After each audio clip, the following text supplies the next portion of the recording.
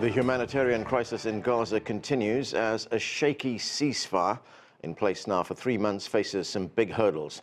Gaza authorities say more than 71,000 Palestinians have been killed since Israel launched its assault on the enclave in October of 2023. And according to UNICEF, over 100 children have just been killed since the ceasefire was announced this past October. To discuss the latest developments, I'm joined now by Khalil Jahshan. He is Executive Director of the Arab Center in Washington, D.C. And joining me is Sara Yael Hirschhorn. She is a historian at the University of Haifa and a fellow of the Jewish People Policy Institute in Jerusalem. And with us too is Nabeel Khoury. He is a former U.S. diplomat and the author of Bunker Diplomacy. Welcome to all of you to the show. Khalil Jahshan, let me start with you. We just talked with the former Israeli Prime Minister Ehud Olmert. I asked him for his views on the status of the current ceasefire. This is a ceasefire that was introduced last October. 400 Palestinians have been killed since that ceasefire was announced. This was Ehud Olmert's response to that. Let's listen. Netanyahu's aim is to continue to control Gaza, not from the outside, but rather from the inside. With an Israeli military presence there, and that he didn't volunteer to adopt this agreement. He was forced to do it by President Trump. So question is not whether Netanyahu is enthusiastic. He is not, and he will not be, unless President Trump will use his power of persuasion in order to force Netanyahu to comply. Once the body of the last Israeli hostage is returned, which is something that President Trump himself keeps saying all the time, he met with the parents of the last Israeli hostage just a couple of weeks ago in Palm Beach, in Mar-a-Lago. And I think that, again, it gives an excuse, technical excuse for all sides, but this is something that needs to be done. So, Khalil, what is your response to that? In terms of the general description of the situation in Gaza, I fully agree with Mr. Olmert in the sense that he highlighted the fact that Mr. Netanyahu and his government, his cabinet, are not necessarily interested in a genuine ceasefire in Gaza, an end of conflict, if you will, with Hamas and other groups in Gaza. This has been clear from the very beginning. Unfortunately, Mr. Olmert is a maverick. He's one of very few Israelis, politicians and academics and others who basically are focused on the real reasons why this vulnerable ceasefire, I say vulnerable because it was born weak. It was not well thought of, was not well designed. It had embedded in it basically the reasons for its potential failure, and that's what we're facing right now. In addition to what Mr. Olmert said, I would like to add that the Trump administration is not innocent in terms of what's happening right now in Gaza, whether it's the slow death sentence that the whole strip has been sentenced to, or the health and humanitarian crisis that everybody refers to and acknowledges. I think its inability to hold, if you will, Netanyahu's feet to the fire, so to speak, and keep him committed in spite of differences supposedly between the White House and the Israeli cabinet. So I cannot absolve the Trump administration from full responsibility. It's a partner to Israel in this policy, not necessarily an objective observer. Sara, according to Gaza officials, Israel has violated the ceasefire almost 1,000 times, and as I pointed out, more than 400 Palestinians have been killed since October when that ceasefire was introduced, including 100 children. Here is the spokesman for UNICEF, James Elder. Let's listen to him. More than 100 children have been killed in Gaza since the ceasefire of early October. That's roughly a girl or a boy killed here every day during a ceasefire. So, Sarah, would it be fair to say that this is a ceasefire, as far as the Palestinians are concerned, in name only? I think it would be fair to Palestinians who are governed by an organization, Hamas, that also has no interest in abiding by the ceasefire. They've said it out loud that they do not intend to disarm or and to disassemble. So I think Palestinians are as much victim of this, as Dr. Jahshan said, this kind of stillborn ceasefire as anyone else. I have no way of validating the figures that have been provided here, which I assume come also from the Hamas Ministry of Health. But certainly Palestinians are suffering, and they're suffering at the hands of their government as much as this ill-conceived ceasefire that was supposed to be a 3-day period of transition that has now taken more than 3 months. So we are really at an impasse here. So, as you point out, Sarah, this is, as you said, a ceasefire that was stillborn. So, where do you think it goes to from here? Well, I'm very concerned that the ceasefire will ultimately collapse. The Trump administration, which had been the impetus behind this ceasefire, and as Dr. Jahshan pointed out, was very, I think, strong-armed Benjamin Netanyahu into abiding by it, is quite busy with other projects, notably Venezuela, Iran, simply Greenland. It's very hard to say where the Trump administration will go next.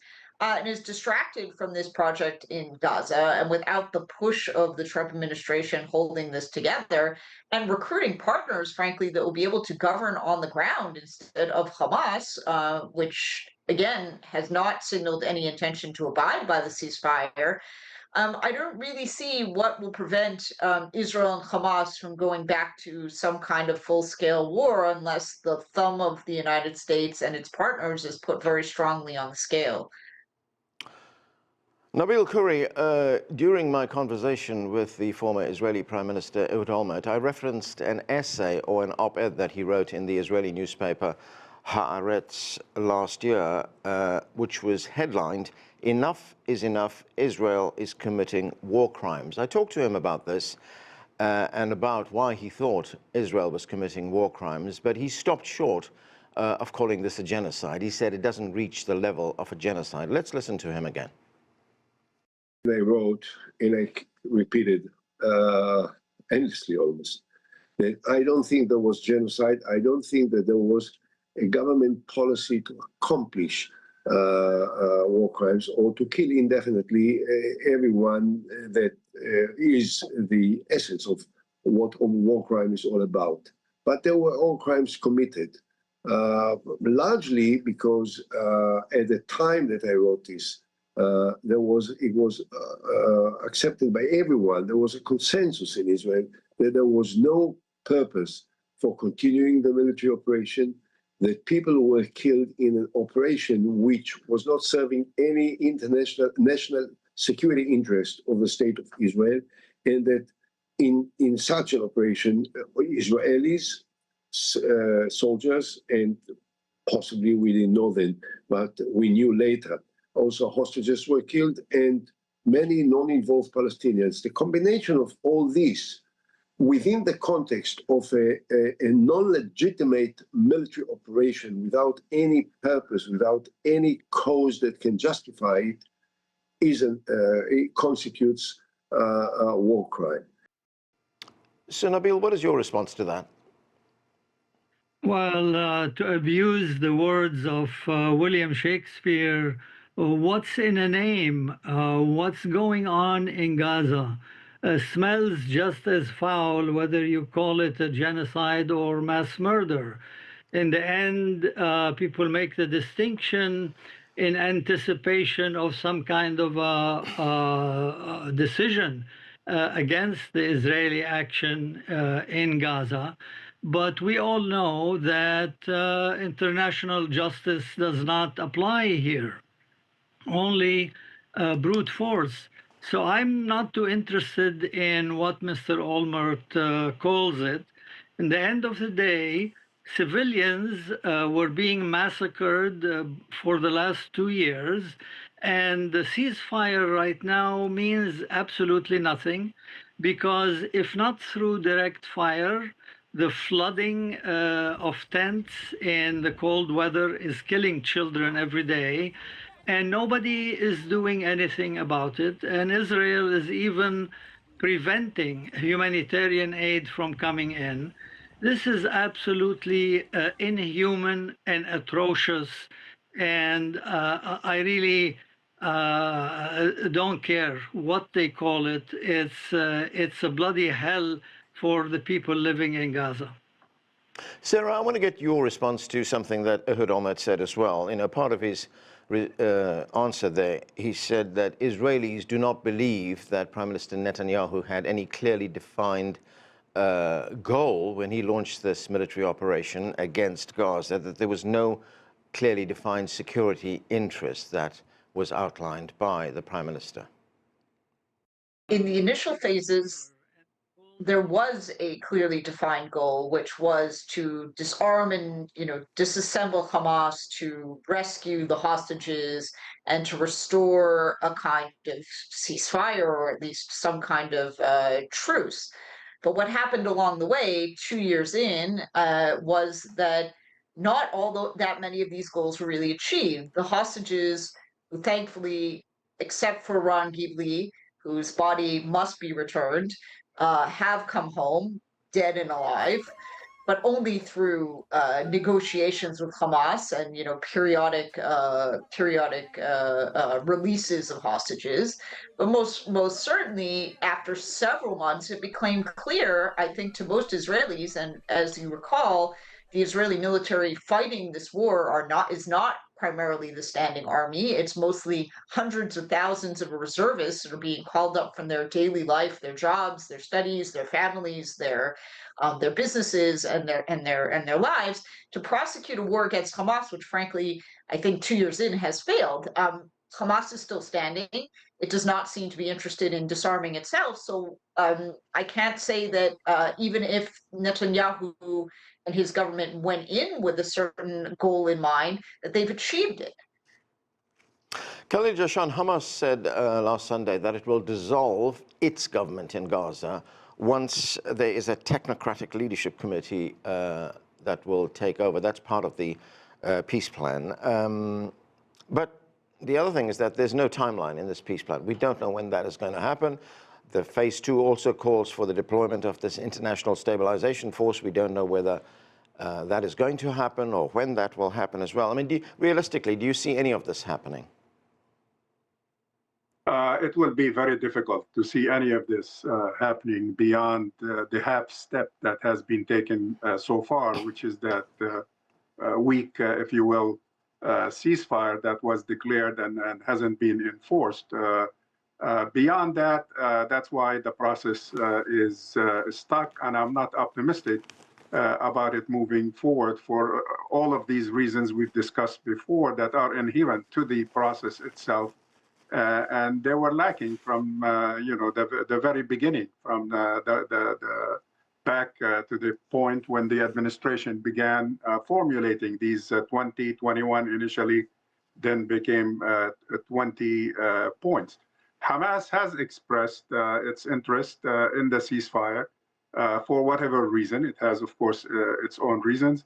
But I think there is confusion, as we heard a little while ago from Sara, with regard whether Hamas did violate or not violate the ceasefire. Of course, both sides violated the ceasefire here and there, although the responsibility lies much more on the Israeli side as a state, if you will, that could enforce behavior on its side. But Hamas has accepted, if you will, to proceed forward with the ceasefire and with the agreement. But there is a big difference between saying Hamas is refusing to abide by the ceasefire and equate that with Hamas is refusing to disarm or refusing to disband. Is Israel being asked to disarm?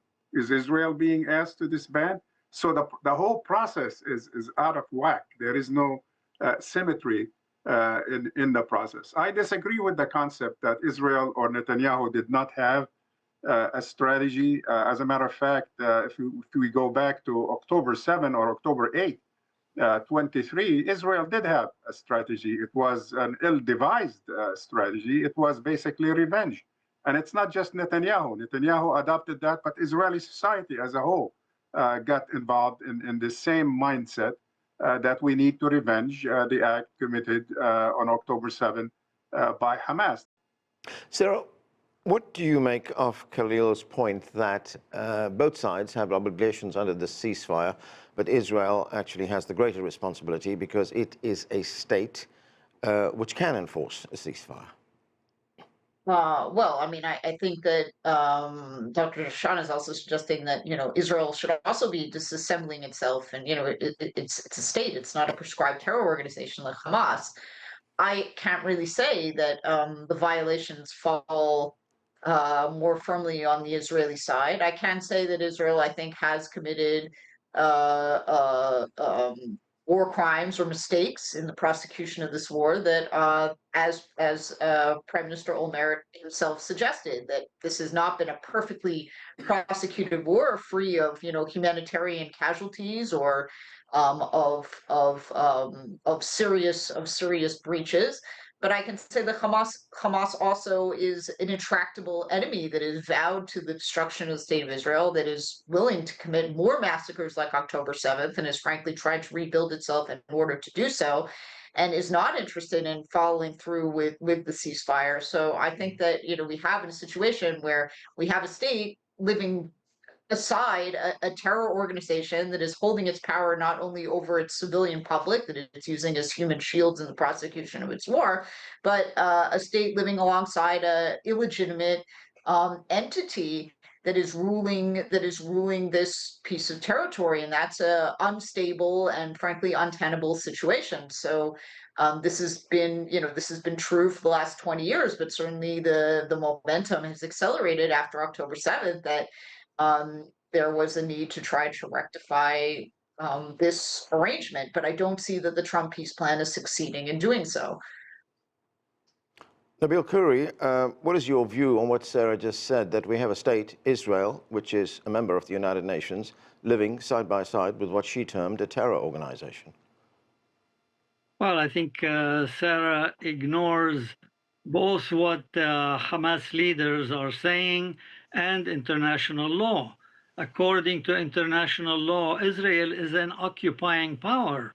For all that Israel withdrew its troops from Gaza in 2005, it turned Gaza into an open-air prison.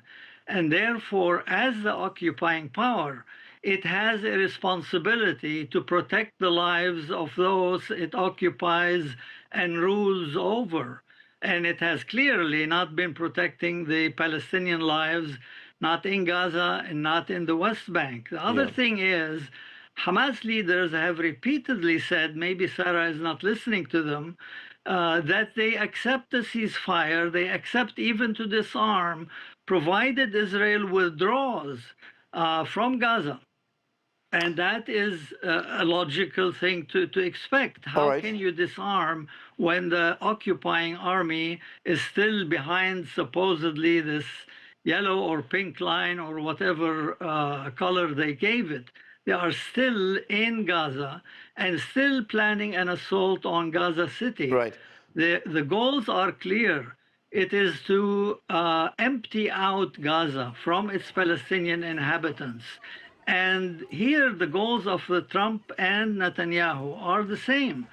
The only difference is in tactics. Trump would rather do it by slow, targeted operations against leadership and not have a full occupation on land. All right, and Netanyahu is ruled by the extreme right wing that he governs with, which wants the land and doesn't want a single Palestinian to be on it. All right, let me get Sarah's views on that. Sara, go ahead. I think it's very difficult to talk about international law when we start this story on October 7th in a very clear and blatant breach of international law. And Hamas remains, in the eyes of the international community, a proscribed terror organization.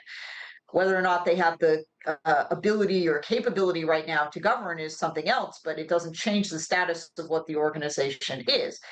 If you want to talk about the occupation, I think we can have a different conversation about the West Bank. But Israel has not occupied the Gaza Strip since 2006.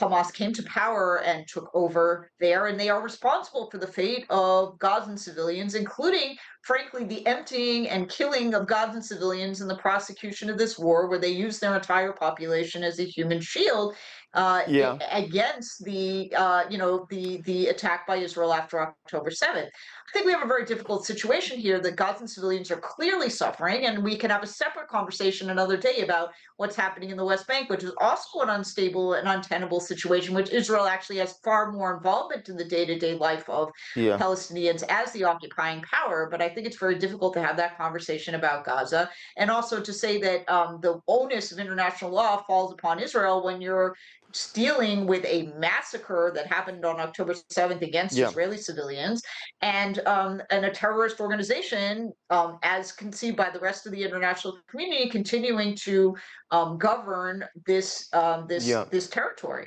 Yeah, let me go to Khalil Jahshan. Khalil, what do you make of what we're hearing about the Israeli occupation? Sara makes the point that we have to distinguish between what is happening in Gaza and what is happening in the West Bank. Well, since October of 2023, more than 1,000 Palestinians have been killed on the West Bank, both by Israeli military forces as well as colonial settlers in that occupied territory. And then the Israelis just announced about a week ago that it will be going ahead with a new expansion of settlements called the E1 plan, which will effectively divide the West Bank into North and South. Well, unfortunately, I think, as Sara said, this would be probably an endless debate. And I agree with her that history did not start on October 7, 2023. Neither did it start in 1967. Neither did it start, as she implied, in 2006. History started way back in 1948. As a matter of fact, even in 1896, with the birth of the Zionist idea of establishing a Jewish state in Palestine. So what needs to be done right now, we can argue these points ad nauseum, is not going to solve the problem. The problem will be solved, for example, in the current plan that everybody supposedly was excited about and began to implement a while back, the Trump plan, the 20-point plan, instead of starting with point 1, 2, 3, 4, that are essentially meaningless. We need to jump to point 18, 19, and 20. This is a political question that needs a political solution. Short of that, I think we will be arguing this point for centuries to come. Okay, Nabeel Khoury, you have been a diplomat. And of course, the big question that is being asked right now is what role for the Trump administration to move this process forward? It's sometimes referred to as the Trump factor. There's some Palestinian academics, analysts, and leaders who've expressed concern that the United States may have lost interest in Gaza. As Sara pointed out earlier on, it's preoccupied with a number of other places around the world. In fact, we talked with a Palestinian analyst just last week, and she told us that she believes that the purpose of the ceasefire was to make Gaza invisible, as she put it. But do you see the Trump administration getting as involved as it was in the future in getting this resolved? The short answer is no. I think Donald Trump probably underestimated the complexity of the problem and underestimated the differences in vision between how he looks at the situation and how Netanyahu and the right-wing government look at it. So he will lose interest. He is known for that. And he does have several big problems on his hands. In the end, I think as an American diplomat, I dealt with many political officers at the Israeli embassy here in Washington. I've also visited with Israel I've discussed with Israeli intelligence analysts, and they have some excellent analysts, even at the Mossad, who understand the situation and understand that Israeli occupation, and there is really no other way, no mincing of words, it is an occupation. There is no way of sweetening this pill. It will continue to cause problems until there is a recognition of Palestinian nationalism, Palestinian attachment to their land, and in the end of the day, Palestinians as human beings who deserve to live with respect and humanity like everybody else. Khalil, that's a very dark outlook, very pessimistic. Do you share that? I do. I think basically, even though we had pockets of resistance, if you will, throughout the long history of this conflict, where we felt closer to the possibility of a political solution here and there, but I don't think any of that materialized for the same reasons that we are discussing today. Why Gaza, the Gaza plan, ceasefire plan, is falling apart in front of our eyes. So, and we're learning the same lessons again. As long as we are not focused on the real reasons, the fact that we have two people here and we have national aspirations to deal with, that this is a political question that needs to be tackled, then we will continue to run in circles. And running in a cul-de-sac gives you the false sense that you are moving forward, but you're not. Okay, and that's where we have to leave it. Thanks to all of you for being with us. That is it for this edition of The Heat. I'm Arnold Naidu in Washington.